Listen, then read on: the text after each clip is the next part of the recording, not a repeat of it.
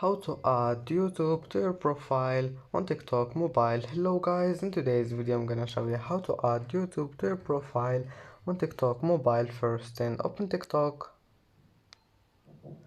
and here you will find profile, click on it and then just click here, edit profile, and here you will find this one, YouTube. And if you want to add that, all you need to do is just click add YouTube to your profile and select any account you want. And that's how to add YouTube to your profile on TikTok mobile. And that's it, it's easy.